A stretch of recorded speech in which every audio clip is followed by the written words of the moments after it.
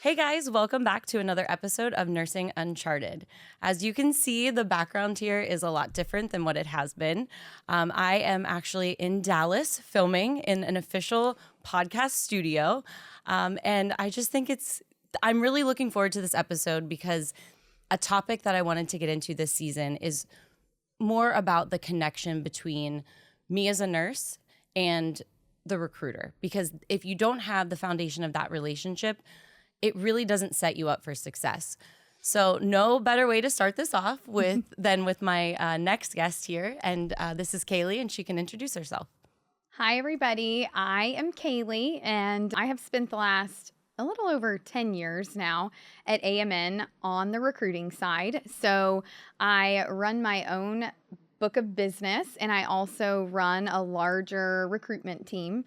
So it's been a really great journey, but recruiting is totally my jam. So let's get to it. Yes, and I'm so excited to do this with you. We actually just met, an hour ago? Yep. And we've already hit it off. So I think this is going to be a really fun conversation. Yes, it is. So I start this podcast out every time by asking what your passion is. So please tell everyone what your passion is as a recruiter. Yeah. So gosh, honestly, it really is connection in every sense of the word. So I think that connecting with people is a little bit of an art.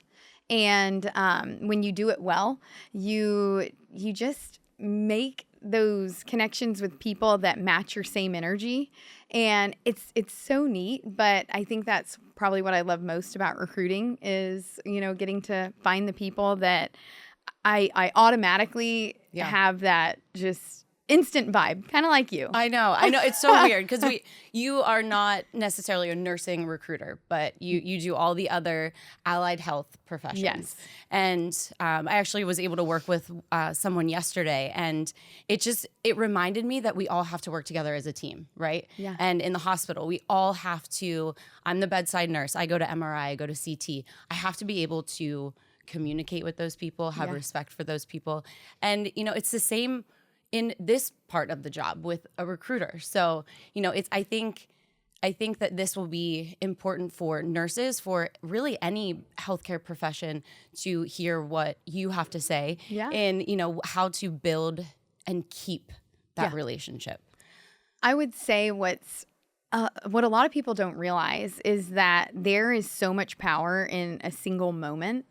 And so you may say one thing to a clinician in a 45-minute phone call, and it is that one statement that makes them love you. It's the one thing that catches them to say, this is the recruiter that I want to work with. And that part it can be all different things for each unique traveler. Yeah. So I find that somewhat fascinating, but yeah. Yeah. And I can just tell, your energy is great. And, you draw people in. And not everyone's going to have that same energy. But I think that with the things that you and I have talked about, the foundations of just building that connection, you don't have to be, automatically feeling that energy. But if you have those basic knowledge of the skills, I think that will be successful for anyone. From a personal standpoint, for me, my recruiter has gotten me through some really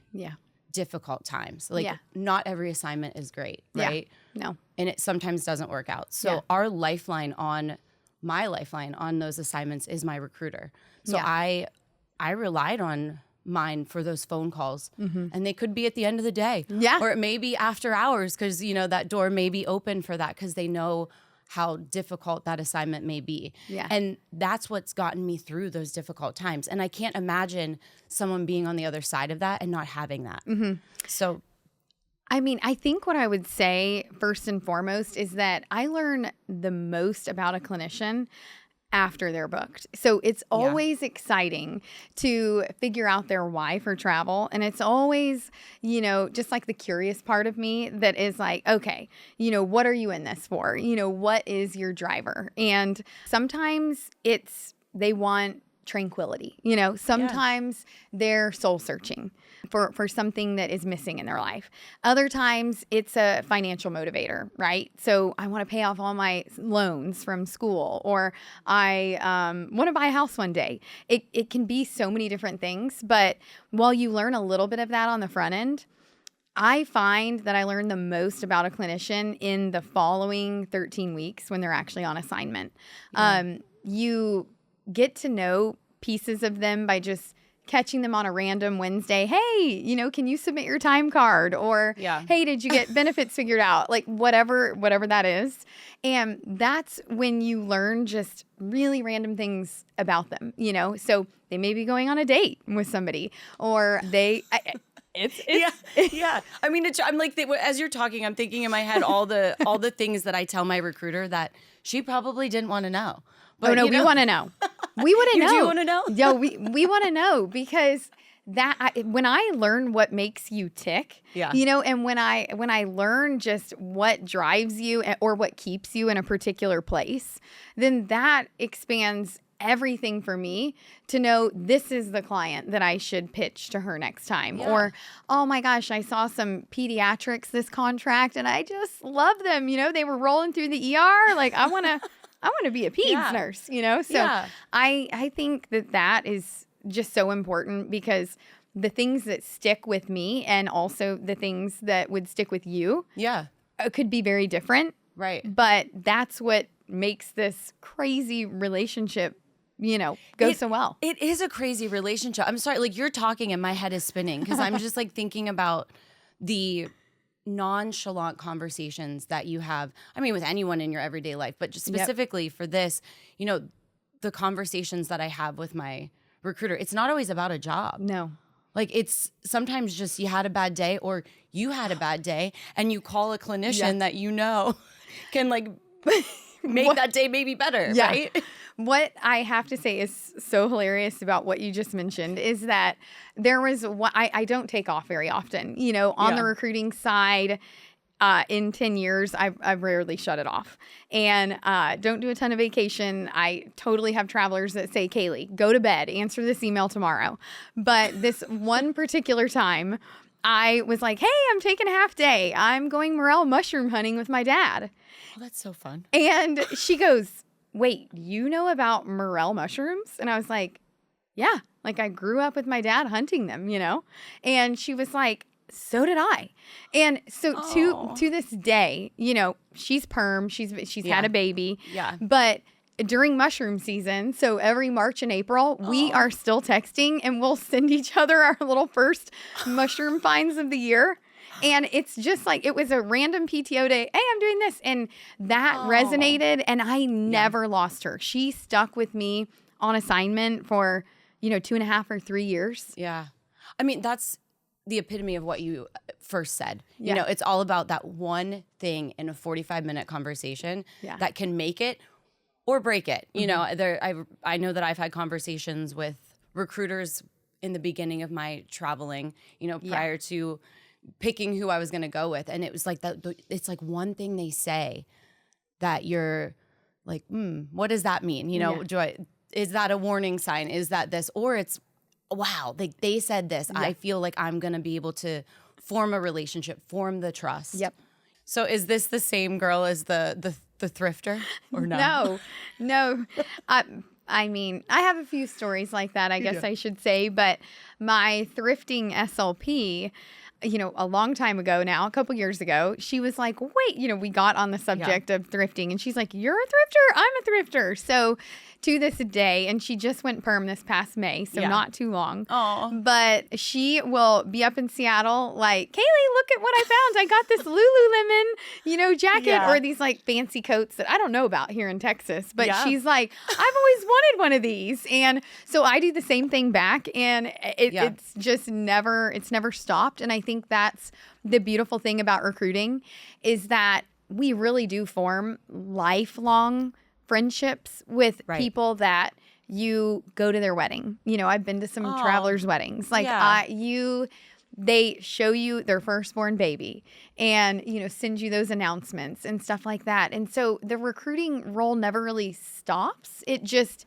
changes. You know, the need that you have for me is a little bit different, you know, as I love that. I love how you worded that. And, you know, that just, it goes back to, we are, I feel like we're talking as friends right now and going into and sharing stories. But, you know, getting back to, you know, what we're getting out there for in this circumstance, the nurses to hear is those connections and how to keep those connections and how to keep that relationship longevity, really. Yeah. And, you know, those stories and those connections keep you there and we become friends. Yeah. And I know just from what we shared in this little time that we've had together prior to even this recording, I'm not going to forget you. I'm going to remember. I'm going to remember the stories you're saying here. And that's important. That's really probably my number one thing that I try to teach. And sometimes it is a little bit of an intangible for some people. But in this job, you have to be unforgettable. You have to have something so distinct about you that when you're calling a particular clinician, they want to answer your call over the other 10. You know, like this is the girl that makes me laugh. This is the girl that, you know, checks on me when I'm 5 hours north of the California fires, but she knows I'm in California. This is the girl that is like, hey, I know you're not right there in it, but is everything good? Is there anything I can do for you? Yeah. And when you learn that piece, the rest, it really comes pretty easy. Yeah. And, you know, I've shared on previous episodes my relationship that I've had and my experience with my recruiters. And I'm on my third recruiter. It's not because I didn't like them. It's because of advancements within the company, you know, wanting to pursue a different route. And I've always said I've been lucky. But I think there's more than luck when it comes to that. And I think that's why this series, I think we're going to call it for this podcast this year, of looking into and understanding from a nurse's standpoint what a recruiter is and what they do. And that's like, I love that we're doing this because it's going to show your side of things for nurses and how we can understand each other and work together as a team and find those little things that bring us together. Yeah. You know, and I was thinking from a nursing standpoint, I wanted to get across some things that maybe I've seen or, you know, what recruiters have shared with me. And the top one, and I just heard this because I had the conversation just last week with my current recruiter, is ghosting.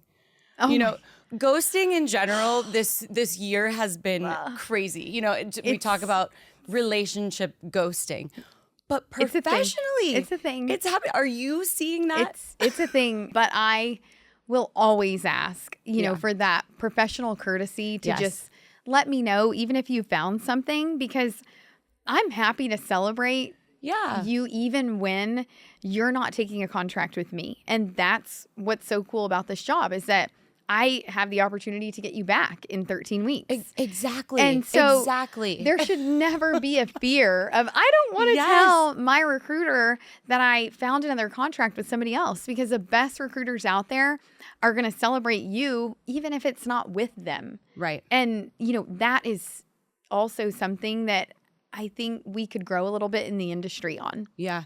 And I think that ghosting is both sides. I don't think recruiters ghost clinicians. It can happen. Yeah, I feel like it's more than a nurse, let's say, is talking to two different recruiters from two different companies, and they get the job with the one, and they're afraid to say something to you. Yeah, you know, let's say that.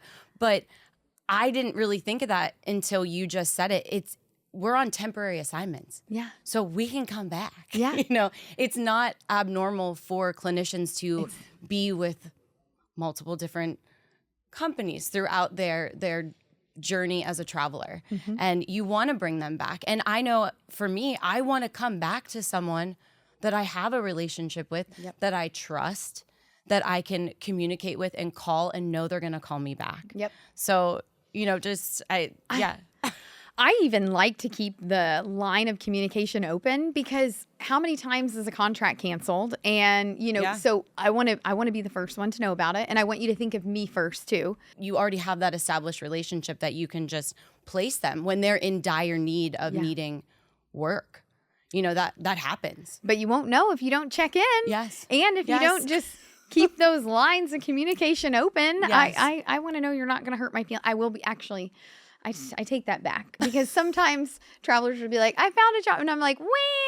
Yeah. And then I always, it's hard. Yes, You don't want to be without them. You want it to be the one to find them the job. But I really like how you phrase that of to come back to, because I didn't think of that. Yeah. It's everyone listening might be like, well, yeah, common sense, you can go back to them. But I think for me, I wouldn't think I would go back.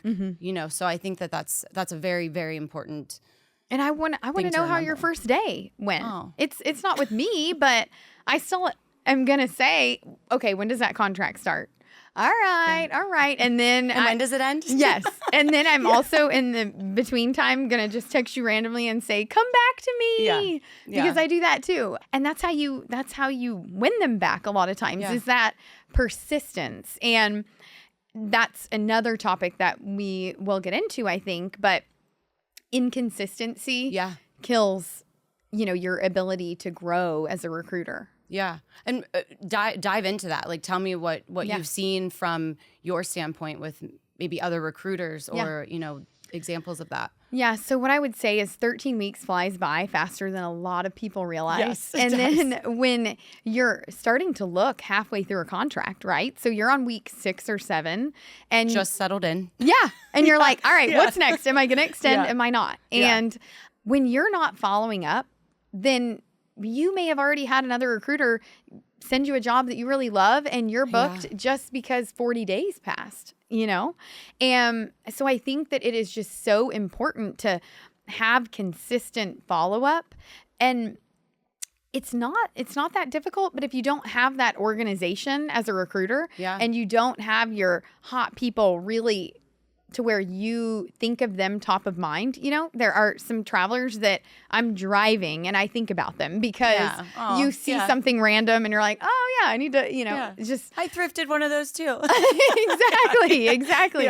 But if you don't have, if you just don't have them top of mind and you're not keeping up with them, then you may never get them back, or it could be not 13 weeks. It could take you a year to win them back. And in the meantime, you have another recruiter that's establishing that relationship that you don't have the opportunity to continue growing. Yeah.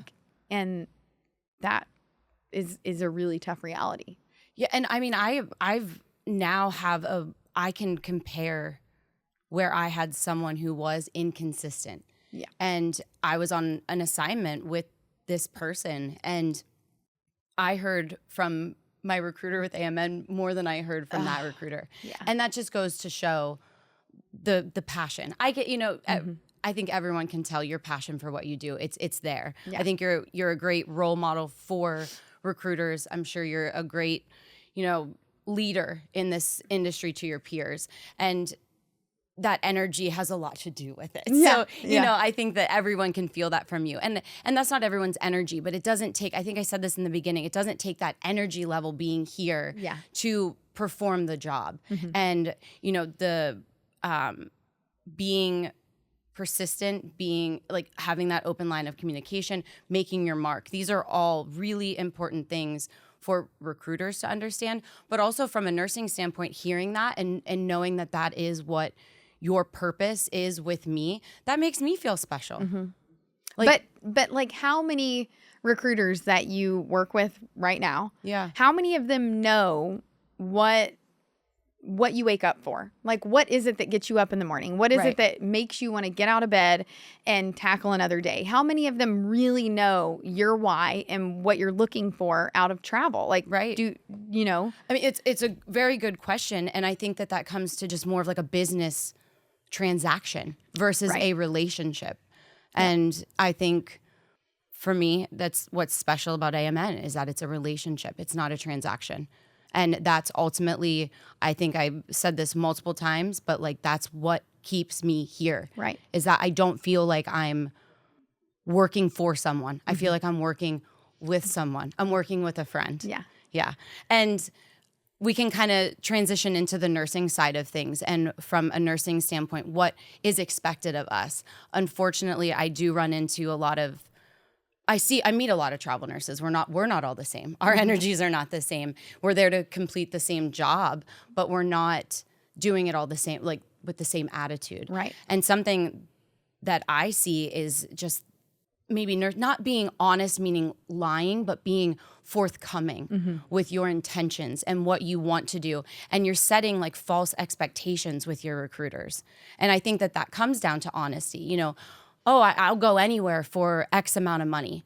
But really, are you? Yeah. You know, and why have a recruiter put all that work into something that ultimately, you know, you're not going to do? So I think it is important for the nurses, I guess any clinician in the travel world, to know where your limits are and have open, clear, honest communication with your recruiter. So there's not like tension, you know, a resentment for like, well, you told me you would go here, you know, and sometimes it sounds like a good idea at first and then you think about it, but it's important to be honest about that.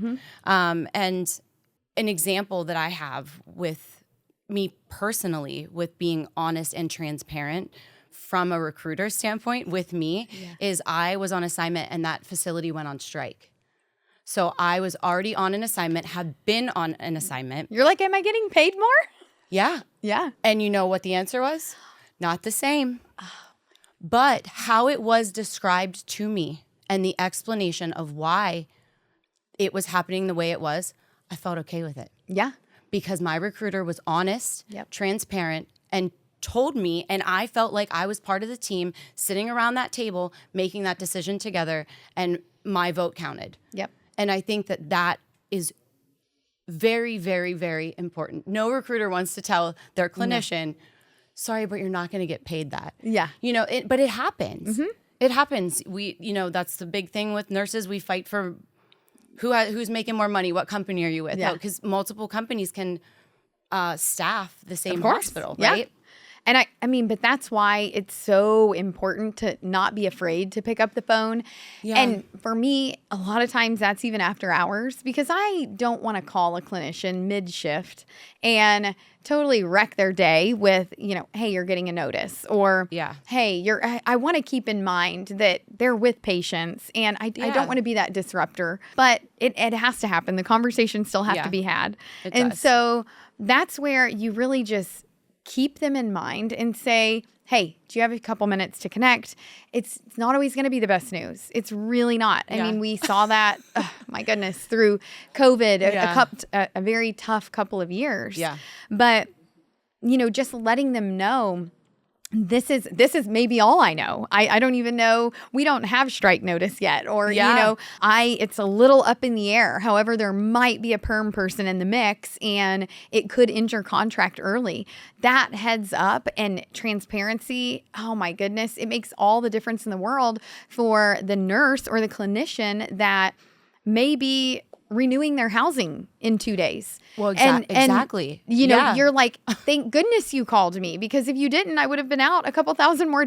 Like we cannot avoid the conversations just because they're difficult because, you know, we're human, but we can do hard things. And sometimes it's a hard phone call. It is. You know, and not every clinician also is super receptive. So I am very glad that, you know, you are like, all right, you know, let's. Well, I wasn't that way from the beginning. I mean, I was like, because at that point I had formed a friendship with my recruiter and I was like, what do you mean?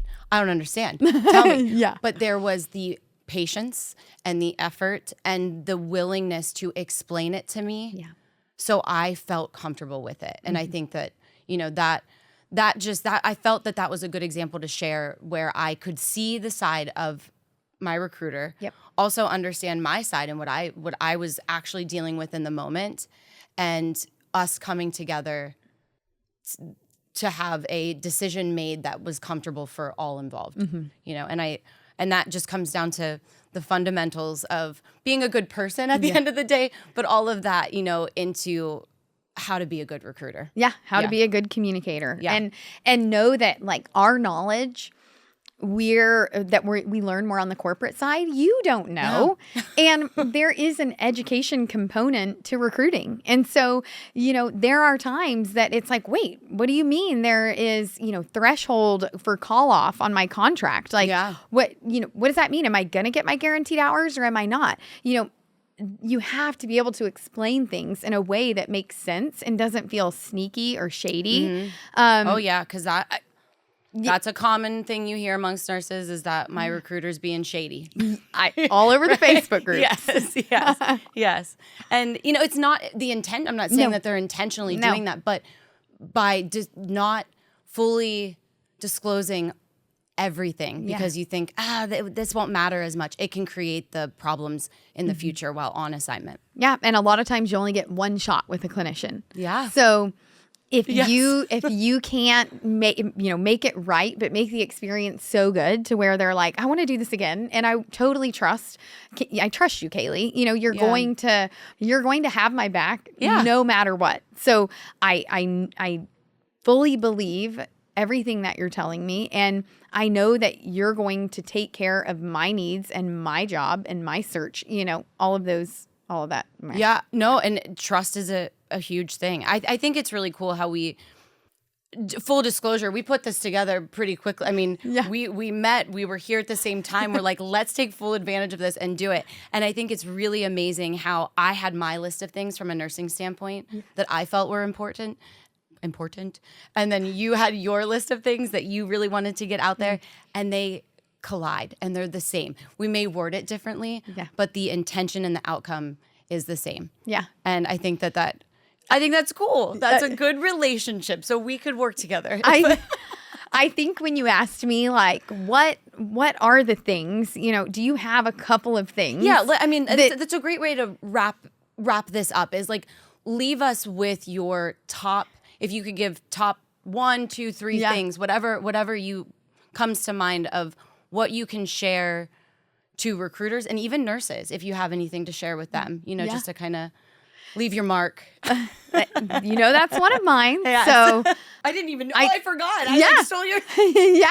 Yeah, that's totally one of mine. But for me, it's always come down to like 4 things that I try to teach a new hire class, a seasoned recruiter, anybody that is willing to listen. Like, here is kind of what I figured out, in the last decade. Yeah, and I think that in order to be really, really good and to really stand out as a recruiter, you have to have very meaningful connections. And it starts there. The relationship piece is so important. And then you can't be inconsistent, as we discussed. You have to be able to leave your mark and be distinct because there are 50 recruiters calling you every week. So why and how am I going to do something different to win your business? Yeah. And then above all of those things, you have to have grit.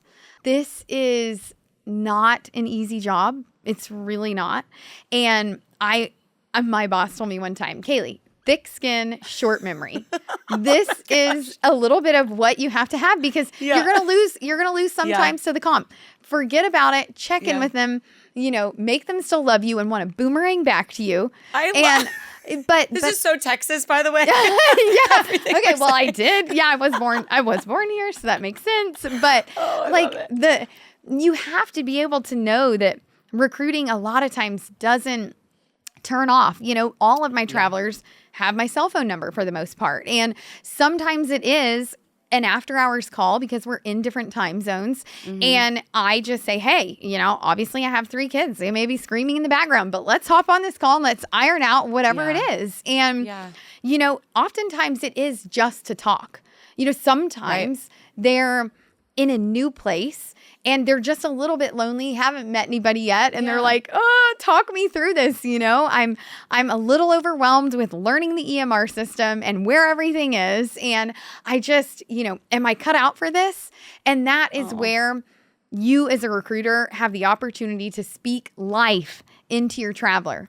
Like that is really where you have the ability to say, oh my goodness. First of all, I'm calling you every night this week. And I am going, you are totally okay. Like, Yeah. this is going to be good. This is a normal part. It's a learning curve of week 1 or week 2.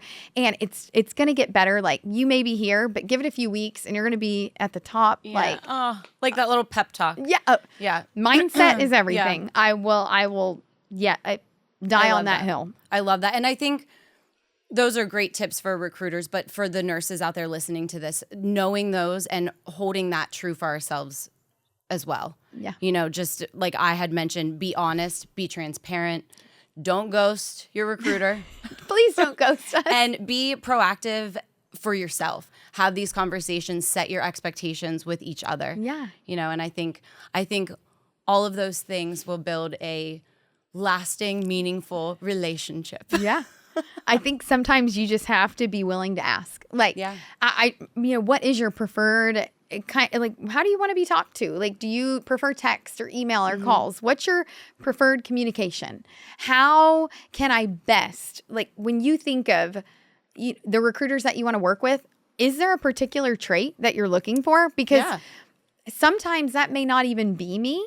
And the best thing that I could do as a recruiter is say, you know what? I think you would match so much better with another recruiter on my team that you're talking and I am like, oh my goodness, you would hit it off with you would hit it off. Yeah. You guys love football and all that. You always want to talk at 8 p.m. She's on the east or the West Coast with you. Like, I don't want to let you down. Yeah. And sometimes it's having that awareness too as a recruiter to say, we want your business at AMN, but if you ever feel like at a point I'm not the best fit for you, give me the opportunity to get you with somebody. Even if you want to talk to 2 or 3 other recruiters to find your match, we want you here at AMN because, I love that. And I love how you worded that because I do think that personalities don't always get along. Yeah. But being able to put your big girl pants on or big boy pants on and have that conversation with your current recruiter and say, listen,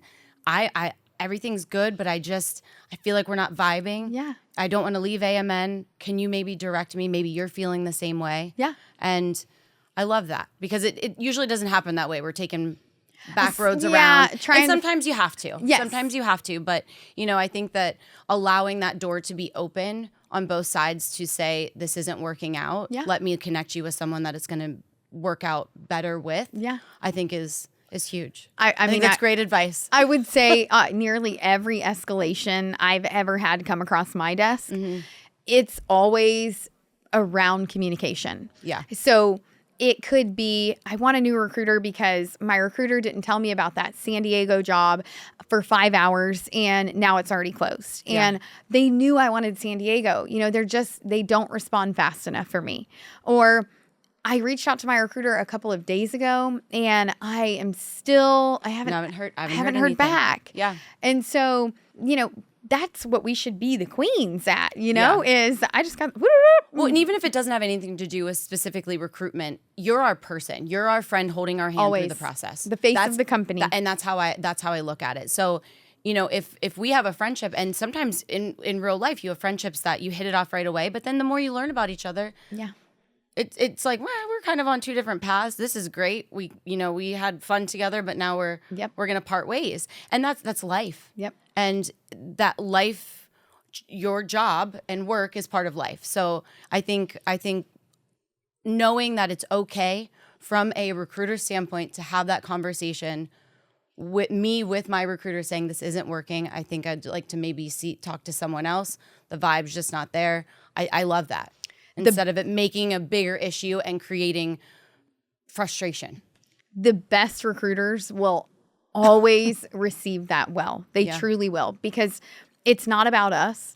It is about, growing the company. Yeah. It's about making sure that our brand is protected. And, that if you're not happy, I want you to be happy. I want you to be with somebody that you want to text. Yeah. Like, you want to be like, girl, sister, I'm coming to Dallas. Yeah. Let's go. Yes. Let's go hang out. Yeah. Well, I'm going to get your number and that's what's going to happen. Yeah. Yeah. Yeah. I want that. And I wish that it was a tangible that every recruiter just got, but it's where we lack in the industry a little bit. But I think that goes with everyone. It's on the other side as well. I think nurses need to step up as well. And that's why I wanted to share my perspective too is, we need to work as a team. It's not me all the time. Yep. And I think that is as simple as that is to say, I think that everyone should hear that is we are in here together to accomplish a very simple task of filling a hospital's need. Totally. So if we can work together as a team, it will be beautiful. And even as like corny as that is. But like even to further that, when you're happy in your job, don't you realize that that's palpable for patients too? Yes. So of course. then, a patient, when you come in and you're in a great mood and you love your job, then they're going to receive that so much more. Yes. And then they may even want to work a little bit harder to get better. Like it's full circle. It is not just like when, it's really kind of hard to explain, but I want every clinician out there to be happy and to find the really good things about every contract, because sometimes it can be a really tough contract, right? And so you can look at it. I read this book called The Gain and the Gap. And what I loved is that it said, you can look at a situation that isn't very good and you can be in that gap and you can be like, I wish it was here. I wish we were here, but we're here. We have a big gap between where I want to be and where I am. Mm-hmm. And, or you can look at it and be like, man, I've gained 5 friends here. I have gained, a different perspective. I have learned how to work with a difficult manager. When you look at it from, these are all the good things that have, my life has received since being in this contract, then, that just shifts everything. One of the things that made me think of is I was on a really difficult assignment, and the recruiter that I had, I called her after hours because it was tough. Yeah. And she said to me, you can give 2 weeks and leave. It was an option. I'm so glad I didn't. See? Because I gained so much from that. It was awful, but I still talk to, just less than a month ago, I got a text from a family of a picture of their baby. See? And saying, thank you so much for what you do. I've had them come to San Diego to visit me. Yeah. And you, if you're listening, you know who you are. And that can't be replaced. And I would have never had that if I wouldn't have taken the worst assignment of my career. Yep. But at the end of the day, it wasn't. So having that perspective of gaining something even from the difficult times can be fulfilling. And if you work with your recruiter like I did and have those honest, transparent conversations, it's not bad at the end. Sometimes you just need to be heard. Yeah. It's not. You do, yeah. And it is nice to know that they do support you so much that it's like, if you want me to put in the 2 weeks, I will do it. Yeah. Because it's not about, it's not about just keeping you on contract somewhere where you're miserable. It's totally not. But what I will say also is that, through challenges is the most growth. And, you look back like, this is why. And it makes so much more sense then. So the fact that you even stuck it out, that's really probably the most beautiful part of all of this. It is, and I wouldn't have done it without my recruiter. Yeah. So that's why, as much as, we're talking about the recruiter-nurse relationship, recruiter-clinician relationship, it's what keeps us there. Yeah. It's what keeps us happy and makes us feel safe when we're by ourselves in a new place. Well, that's what we're here for. So I love that. And I think that's a great way to wrap this up. And thank you so much for doing this with me last minute. I'm so excited to be here in this studio. And I think that this is going to set well with a lot of clinicians, not just nurses out there. I think I made a lifelong friend.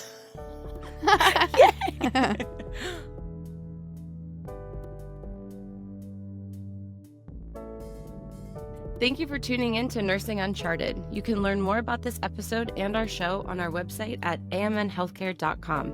If you enjoyed this episode, share it with a friend and subscribe to our show on your favorite podcast platform.